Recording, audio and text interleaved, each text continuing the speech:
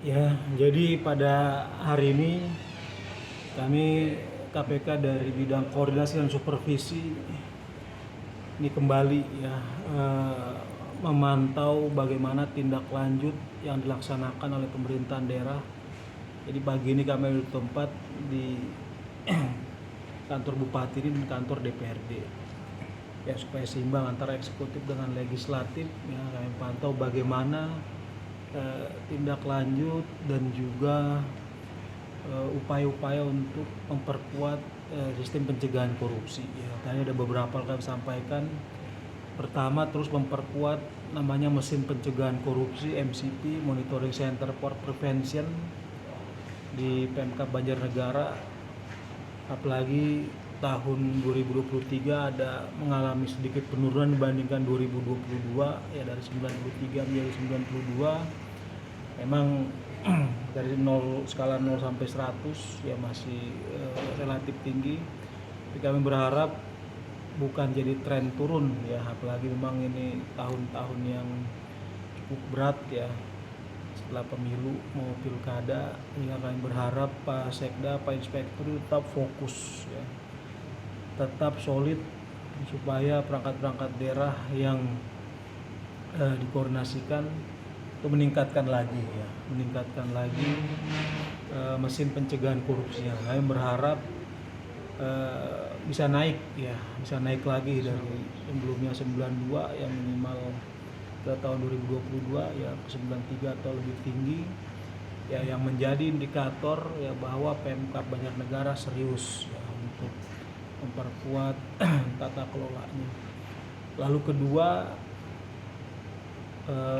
upaya ini juga terukur dengan survei penilaian integritas SPI yang tahun 2023 kemarin juga turun ya, memang sedikit, nggak sampai 1 poin, hanya memang eh,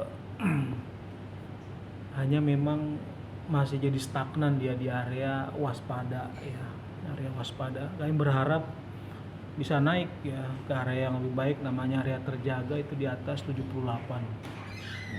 Dan memang yang banyak memberikan penilaian kritis itu dari kelompok expert ya, yang menjadi nilai SPI-nya itu berada di area waspada tadi. Nah, termasuk juga sebenarnya teman-teman wartawan juga ini kelompok expert ya. Kami terus sampaikan ke Pemkab ya, sampaikan ya banyak upaya-upaya yang dilakukan ya, terutama bagaimana kita bangun saluran pengaduan masyarakat ya, mekanisme pengaduan, dan dipastikan itu juga ditindaklanjuti. Itu yang kedua di SPI. Lalu juga tadi kami soroti ya,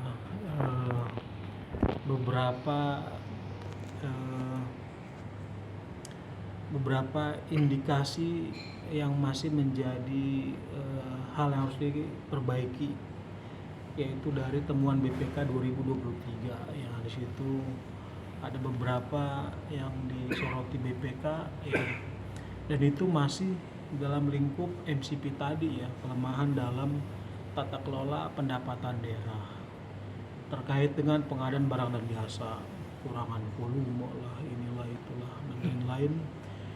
Yang tadi juga kami sampaikan kepada Pak Inspektur ya, itu harus didalami ya. Kalau ada indikasi fraud di situ, nggak bisa hanya sampai pengembalian ke kas daerah urusan selesai, enggak, itu harus dicek lagi. Kalau ada indikasi fraud itu harus didalami, harus ya diberikan efek jera yang lebih kuat ya, minimal sanksi disiplin. Lalu juga untuk optimalisasi pendapatan daerah, baik kami minta terus diperbaiki untuk ya menutup celah-celah kebocoran pendapatan pajak daerah ya, dengan terus ya menggenjot implementasi alat rekam data, lalu juga memungut ya pajak-pajak daerah, termasuk dari pelaku-pelaku usaha yang belum berizin ya. Itu udah ada surat dari Kementerian Dalam Negeri, misalkan galian C ya, tadi terungkap data masih ada beberapa usaha-usaha galian C itu yang seharusnya Pemkab itu inventarisir data, hitung berapa volume yang diambil, ya hitung berapa pajak yang harusnya di store. Nah itu ternyata belum mereka sampaikan. Ya segera tindak lanjuti ya. Kementerian Dalam Negeri udah memberikan surat penegasan, KPK juga 2023 udah kirimkan surat. Jadi harusnya nggak ada keraguan, termasuk juga untuk reklame ya, reklame yang nggak berizin itu juga harus dipungut pajaknya, dan itu harus paralel juga melakukan penertiban ya, dorong bahkan juga bina lebih intens supaya ngurus perizinannya. Nah lalu juga tadi ya kami teman-teman juga kami ke DPRD ya, sampaikan terutama memang potensi-potensi penyelewengan terkait dengan melalui modus pokir misalkan ya, kita harapkan betul-betul direncanakan, dilaksanakan, diawasi sebaik-baiknya supaya tadi ya misalkan proyeknya sekian ratus juta, setelah dicek ya harus senilai itu. Kalau ada kurang volume, nah itu bisa menjadi resiko ya. Nanti juga siang kami akan dalami ya di dalam terkait dengan sektor PBJ, pengadaan barang dan jasa, supaya ya pemerintah kabupaten betul-betul memperkuat terus ya dari perencanaan, pelaksanaan sampai pengawasan, karena ini masih sektor yang rawan ya, terutama dari praktik-praktik suap atau gratifikasi.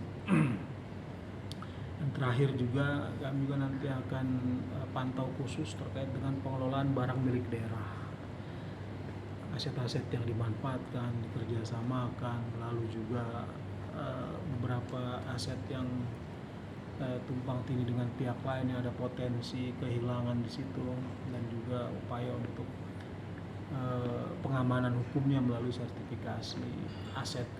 Nah itu ya semuanya itu kita berharap ini bisa terus ya memperkuat ya Pak Sekda, termasuk yang sampaikan tadi bagaimana mencegah praktik-praktik jual beli jabatan di masa depan lagi nanti pasca pilkada nanti, demikian.